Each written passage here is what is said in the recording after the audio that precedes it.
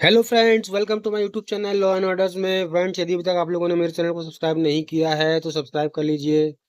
मेरी वीडियो को शेयर भी करिए। डिस्क्रिप्शन में मैंने अपनी वीडियोस के लिंक दिए हुए हैं, तो वहां से भी जाकर के आप मेरी वीडियोस को देख सकते हैं। आप सबके लिए मैं ऐसी कानूनी जानकारी लेकर आता रहता हूं, तो मेरे चैनल को सब्सक्राइब करिए, वीडियो को शेयर करिए। आज का बहुत ही महत्वपूर्ण वीडियो।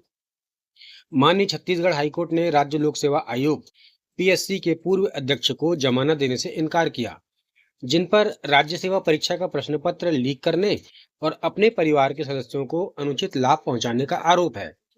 माननीय जस्टिस विभू दत्ता गुरु ने जमानत याचिका खारिज करते हुए प्रश्न पत्र लीक करने की कड़ी निंदा की और टिप्पणी की। जो व्यक्ति प्रतियोगी परीक्षाओं से संबंधित प्रश्न पत्र लीक करने में मदद करता है, वह लाखों युवा उम्मीदवारों के करियर और भविष्य के साथ खिलवाड़ करता है।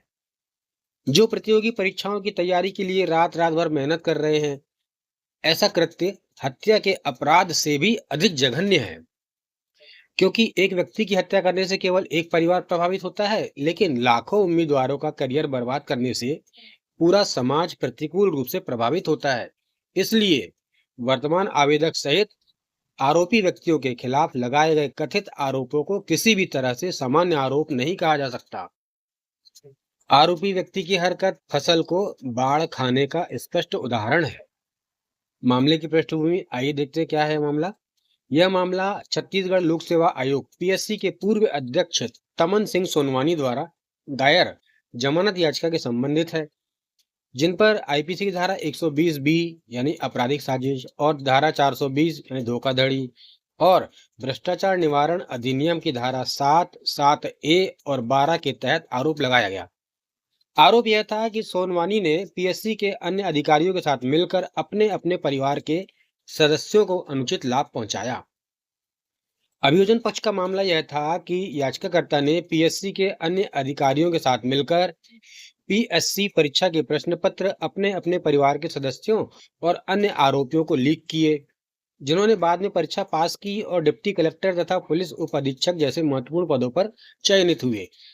अभियोजन पक्ष ने आरोपी नंबर 2, जिस पर लीक हुए प्रश्न पत्र का पहला प्राप्तकर्ता होने का आरोप है, उसके द्वारा ग्रामीण विकास समिति जीवीएस को 45 लाख रुपए की राशि हस्तांतरित करने का भी रिकॉर्ड में उल्लेख किया, जिसकी अध्यक्ष याचिकाकर्ता की पत्नी है।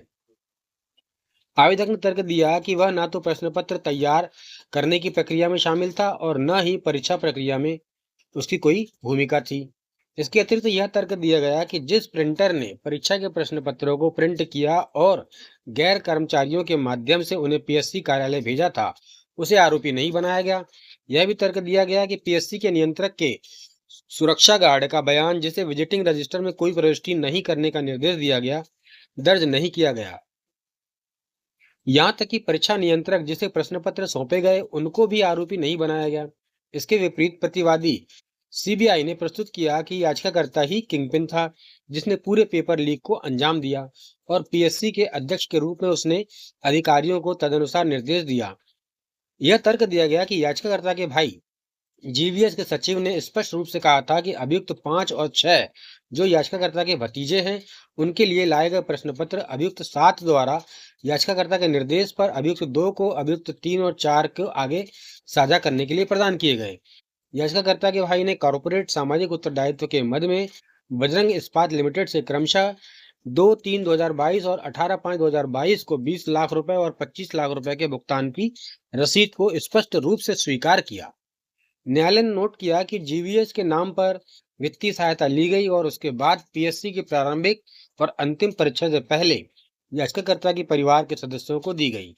उक्त वित्तीय सहायता के लिए याचिकाकर्ता के निर्देश पर अभियुक्त नंबर 7 ने अभियुक्त नंबर 2 को प्रश्न पत्र लीक किए और परीक्षा में बैठने वाले अन्य अभियुक्तों को भी प्रदान किए। अपराध की गंभीरता और इस तथ्य को ध्यान में रखते हुए कि अपराध में कथित रूप से शामिल अन्य व्यक्तियों के संबंध में जांच अभी भी लंबित है, माननीय न्यायालय ने आवेदक को जमानत देने से इनकार कर दिया। तो ये था बहुत ही महत्वपूर्ण फैसला माननीय छत्तीसगढ़ हाईकोर्ट का। केस टाइटल है तमन सिंह सोनवानी वर्सेस सीबीआई, केंद्रीय जांच ब्यूरो सीबीआई, भ्रष्टाचार निरोधक शाखा रायपुर, जिला रायपुर, छत्तीसगढ़। तो फ्रेंड्स, ये था बहुत ही महत्वपूर्ण वीडियो। मेरे चैनल को सब्सक्राइब करिए, वीडियो को शेयर करिए। धन्यवाद।